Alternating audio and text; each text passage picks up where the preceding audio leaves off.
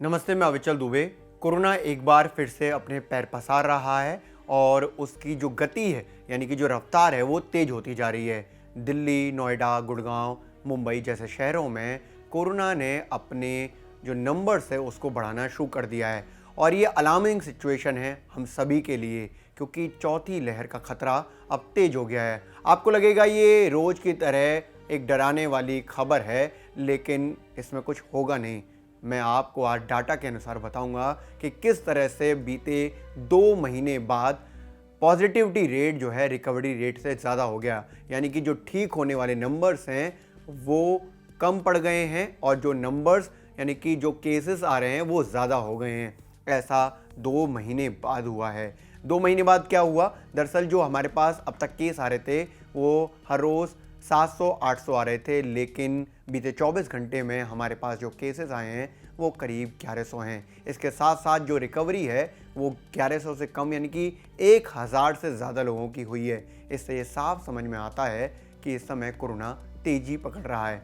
अगर देश के 734 जिलों की बात करें तो देश में 28 जिले ऐसे हैं जहां पर पॉजिटिविटी रेट 5% से ज़्यादा है और WHO के मानकों के अनुसार अगर 5% से ज़्यादा पॉजिटिविटी रेट होता है तो वहाँ हाल बेकाबू होते हैं।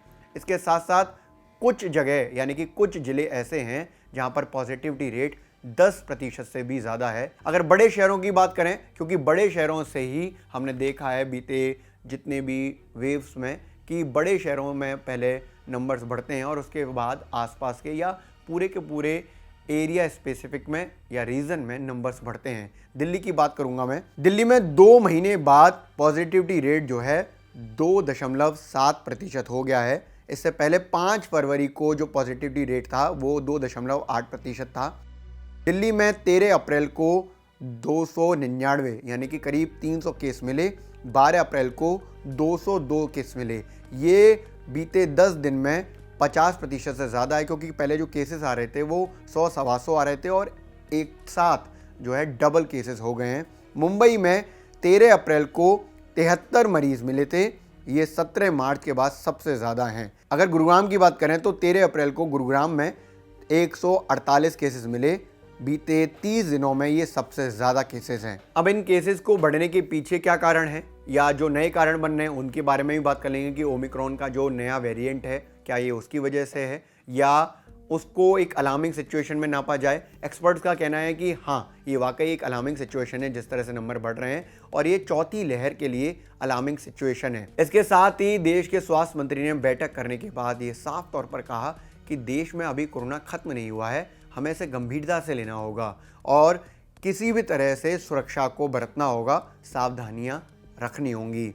देश के स्वास्थ्य सचिव राजेश भूषण का कहना है कि हर दिन मिलने वाले कोरोना मरीजों की संख्या लगातार बढ़ रही है और सरकारें यानी कि जो राज्य सरकारें हैं इस हालत को गंभीरता से लें, इसके लिए हमने उनको लेटर भी लिखा है। कोरोना के वर्तमान हाल को लेकर ओमिक्रॉन के स्टेल्थ वेरिएंट यानी कि BA.2 को जिम्मेवार माना जा रहा है। स्टेल्थ वेरिएंट क्या है? यानी कि ओमिक्रॉन जो वेरिएंट था जिसकी वजह से तीसरी लहर आई थी उसके सब वेरिएंट्स हैं BA.1, BA.2, BA.3, BA.4, इसमें BA.2 जो है वो स्टेल्थ वेरिएंट है जिसमें म्यूटेशन काफ़ी ज़्यादा हुआ है। BA.2 की वजह से अभी सर्वाधिक केसेस आ रहे हैं, लेकिन जो डर है वो कोरोना के नए वेरिएंट XC का बन गया है। XC जो है एक हाइब्रिड वेरिएंट है जो BA.1 और BA.2 से मिलकर बना है। रिकॉम्बिनेशन से बना हुआ वेरिएंट XC वेरिएंट है। इसको माना जा रहा है कि आगे जो वेव आ सकती है वो XC वेरिएंट की वजह से आ सकती है। इसके साथ साथ BA.4, BA.5 इसकी भी खोज वैज्ञानिकों ने की है और वो बता रहे हैं कि आगे जो है पूरी दुनिया भर में ये सब वेरिएंट्स हालत खराब कर सकते हैं। WHO लगातार निगरानी कर रहा है और उसका कहना है कि XC जैसा संक्रामक वेरिएंट 10% ज़्यादा इन्फेक्शियस हो सकता है जो बीते सब वेरिएंट्स या वेरिएंट्स मिले हैं। अगर BA.4, BA.5 या XC के लक्षणों की बात करें तो कमोवेश एक जैसे लक्षण हैं, जैसे हाई ग्रेड फीवर आना, गले में खराश रहना, थकान रहना, सिर दर्द होना और शरीर पर लाल चकत्ते हो जाना। भारत में अगर XC वेरिएंट के मामलों की बात करें तो गुजरात में इसका पहला मामला सामने आ चुका है। मुंबई में इसको लेकर बात हुई, लेकिन अभी तक कंफर्मेशन नहीं हुई है। अभी जो नंबर्स बढ़ रहे हैं वो BA.2 की वजह से बढ़ रहे हैं, यानी कि स्टेल्थ वेरिएंट जो है ओमिक्रॉन का, उसकी वजह से बढ़ रहे हैं। लेकिन XE वेरिएंट को लेकर जिस तरह की बात की जा रही है उसमें साफ तौर पर ये कहा जा रहा है कि चौथी लहर XE वेरिएंट की वजह से आ सकती है या XE वेरिएंट और BA.2 की वजह से आ सकती है। IIT कानपुर के रिसर्चर्स ने ये दावा किया है कि जून से लेकर अक्टूबर के बीच में भारत में चौथी लहर आ सकती है, और उन्होंने बताया कि 22 जून से अक्टूबर तक ये लहर बनी रह सकती है। 15 से 23 अगस्त तक ये लहर पीक पर आएगी। IIT कानपुर की रिसर्च पर इसलिए दावा मजबूत माना जाता है क्योंकि पहले भी इनकी रिसर्च सही साबित हुई है। एक्सपर्ट्स इसको लेकर ये कह रहे हैं कि डरने घबराने जैसा कुछ भी नहीं है। X सीरीज के कई और वेरिएंट्स आ सकते हैं। हमें गंभीरता से इस बात को लेना चाहिए कि हम कितनी ज़्यादा सावधानियां बरत रहे हैं। हम ट्रैवल कर रहे हैं इसलिए वेरिएंट्स आएंगे। XE वेरिएंट्स BA.1 BA.2 से भी कमज़ोर रहेगा।